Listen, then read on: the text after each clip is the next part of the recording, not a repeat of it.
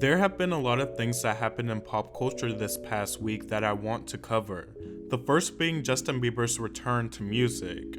As you all probably know, Justin Bieber released an album called Changes earlier this year, and Changes happened to be his weakest album to date, and a major downgrade from his coming of age album Purpose, which rebranded him after public scrutiny and had massive hits like What Do You Mean and Sorry.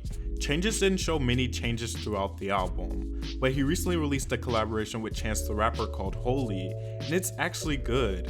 I will say I'm not a fan of Chance's rap verse on this track, but I think Justin's performance on the track is good, and I like the subject matter and lyricism on it too. It's simple, but it's catchy. It's a gospel pop track, and it even has a choir on background vocals, but it's not as holy as the title may allude to it being. It essentially talks about how a lover is making Justin feel motivated to get married. He says that the way you hold me feels so holy. On God, running to the altar like a track star, can't wait another second, cause the way you hold me feels so holy. This track is obviously about Hailey Bieber, and I think it's a nice track. It rides the line between contemporary pop and Christian pop well. It's definitely an improvement from his last comeback single, Yummy. But Justin seems to want to put that era behind him, seeing how quickly he moved on to a completely different sound and direction. I don't blame him, but Holy is a good song. Now there is another thing surrounding this new era that I wanted to talk about, and that's when Chance the Rapper said that Justin's new album and music reminds him of Michael Jackson's legendary Off the Wall album, and even went on to say Justin's album is some of the best music he's heard in his life, which is his opinion. I would say this is no cap at all. I said this to you in Chicago. Damn. It's some of the best music I've ever heard, period. It reminds me of when Michael Jackson made Off the Wall. Everybody that's listening, I am merching it right now. I promise you, it is literally groundbreaking music. Like, stuff that's like, it's just hard to explain, and I don't want to give away like the genres and all that stuff, but like, you went crazy. I already told you that, but like, I'm just excited that everybody's gonna get to hear that shit soon. And this is not Justin's fault because he didn't say it, he was simply given that compliment. But I definitely wanted to say, Justin is talented in his own right, and that's nothing anyone can take from him. But neither can he or anyone from this generation compare to Michael Jackson. He's in a completely different lane of his own. Justin has some good music, but you can't convince me he's making an album even 25% as good as Off the Wall. Before these extremely high expectations get placed on Justin's next album, let's just focus on his next album being an improvement from Changes. Justin is a talented singer, but I think Chance the Rapper is reaching miles out of his range with this comment.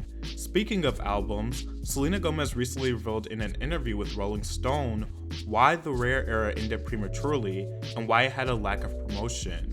When the album came out, I got to celebrate it and enjoy it. I was really sad for everyone. As far as strategizing, we decided to finish the album cycle, wrap it up, because we weren't going to be able to do anything for the rest of the year.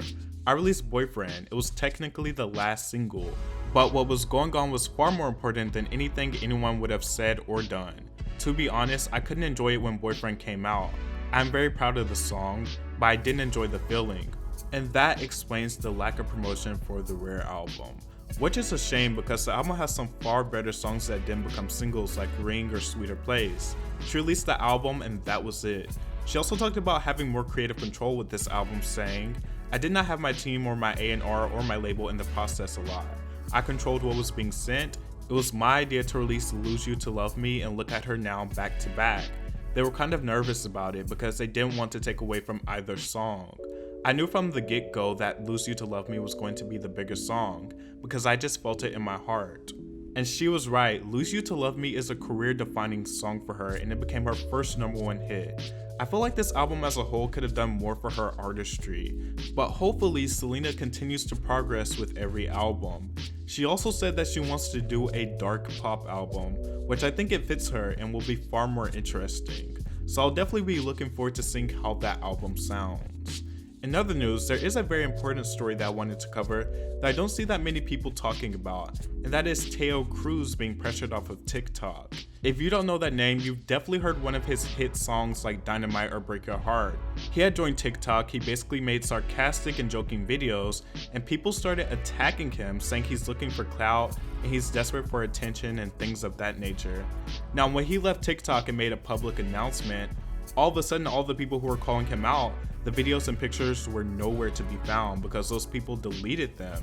Then everyone started defending him, and I just think he did not deserve that at all. And I don't understand the TikTokers who called him out, saying he was chasing clout or whatever the case might be. Like, aren't you doing the same thing? Isn't the entire point of putting yourself out on platforms like TikTok and YouTube as a public figure or social media personality to get views and clout? That's literally the entire premise of the app. So I don't understand why everyone rushed to attack this one man for doing something that the entire community of that app does. I actually reached out to Taio Cruz because we have spoken before, and I basically sent him a positive message, and he seems to be in good spirits, but the way people hounded him was definitely uncalled for. Anyways, that concludes my rundown for the week and all my thoughts on some of the trending topics of this week. I hope you guys enjoyed, and tell me what you think about all this down below, and don't forget to like, share, and subscribe. Thanks for watching. Bye.